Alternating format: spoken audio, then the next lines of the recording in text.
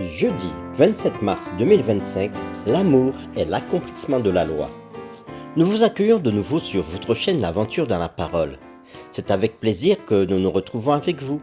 Vous êtes peut-être en voiture, dans le train, à la campagne, au bord de l'eau ou encore chez vous. Mais quel que soit là où vous êtes maintenant, nous souhaitons que Dieu nous accorde espérance, grâce et sagesse dans l'étude de sa parole. Notre communauté s'agrandit et c'est grâce à vous. Soyez vous aussi actifs avec nous pour répandre le message et vous pouvez le faire en likant. Vous pouvez partager le lien avec vos contacts. Nous vous invitons à vous abonner si ce n'est pas encore fait pour recevoir les notifications chaque jour. Et pour un confort d'écoute en continu, nous vous proposons la playlist de chaque semaine. Le texte à mémoriser que nous vous invitons à dire avec nous se trouve dans Romains chapitre 13, le verset 8. Ne devez rien à personne si ce n'est de vous aimer les uns les autres, car celui qui aime les autres a accompli la loi. Nous vous invitons à le redire avec nous, Romains chapitre 13, le verset 8. Ne devez rien à personne si ce n'est de vous aimer les uns les autres, car celui qui aime les autres a accompli la loi. Comment notre relation avec Dieu change-t-elle lorsque nous comprenons que les 10 commandements ne sont pas seulement un ensemble de règles, mais une expression d'amour et une réponse personnelle à la relation d'amour de Dieu? Les réflexions de cette semaine nous aident à répondre à cette question. Et aujourd'hui, nous le ferons avec la séquence « Par-dessus tout, aimez-vous les uns les autres ». Si l'amour est l'accomplissement de la loi, alors on ne peut pas observer la loi de Dieu sans son plein sens, en s'abstenant simplement de faire de mauvaises choses.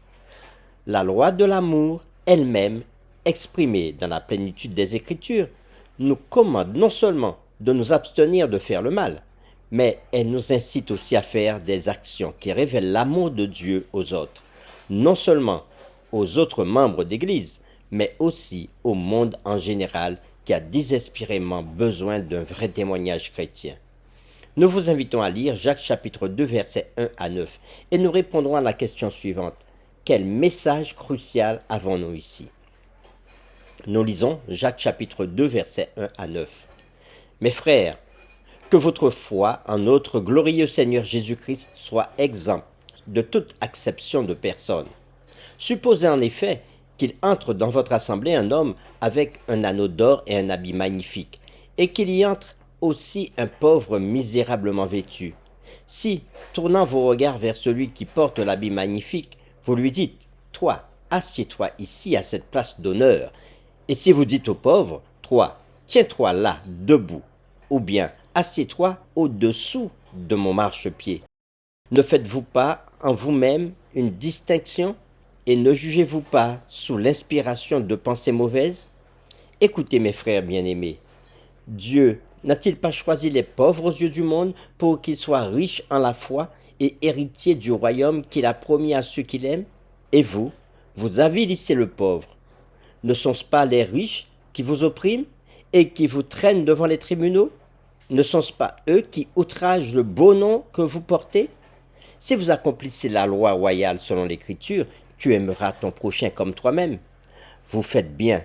Mais si vous faites exception de personne, vous commettez un péché. Vous êtes condamnés par la loi comme des transgresseurs. Après avoir lu Jacques chapitre 2 versets 1 à 9, nous répondons à la question « Quel message crucial avons-nous ici ?» Dans ce passage, Jacques dénonce fermement l'injustice dans la société en identifiant spécifiquement le déshonneur des pauvres et l'oppression par certains riches. Ensuite, il attire l'attention sur la loi de l'amour pour son prochain en disant que si vous accomplissez cette loi, alors vous faites bien. Comme l'a exprimé l'auteur Ellen G. White dans le livre Jésus-Christ à la page 644, nous citons « L'amour pour le prochain est la manifestation terrestre de l'amour pour Dieu. C'est pour nous communiquer cet amour et faire de nous des membres de la même famille que le roi de gloire s'est identifié avec nous. Quand nous nous conformons à sa dernière recommandation, aimez-vous les uns les autres comme je vous ai aimé.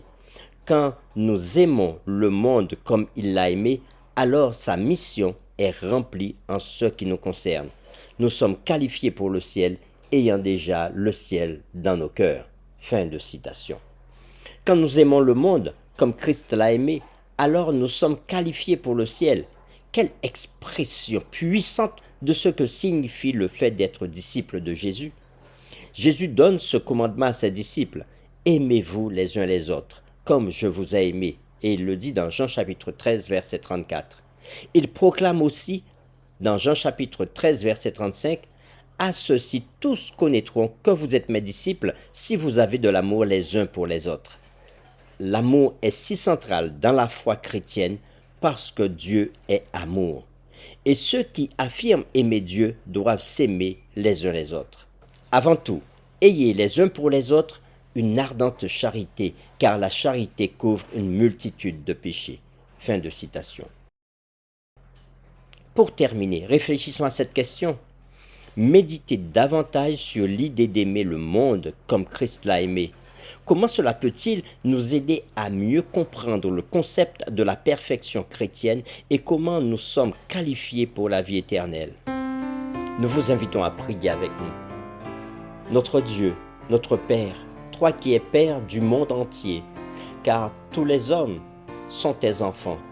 Toi qui as donné Jésus ton Fils pour que nous soyons sauvés, tu nous invites à aimer ceux qui sont autour de nous, parce que toi-même tu es un Dieu d'amour. Seigneur, remplis nos cœurs d'amour, de ton amour, un amour vrai, un amour qui ne fait distinction de personne, un amour qui nous pousse à offrir ceux qui sont autour de nous notre aide et à pouvoir partager ce que nous avons et ce que nous sommes. Oui Seigneur, mets tout cela dans nos cœurs, nous t'avons prié au nom de Jésus. Amen.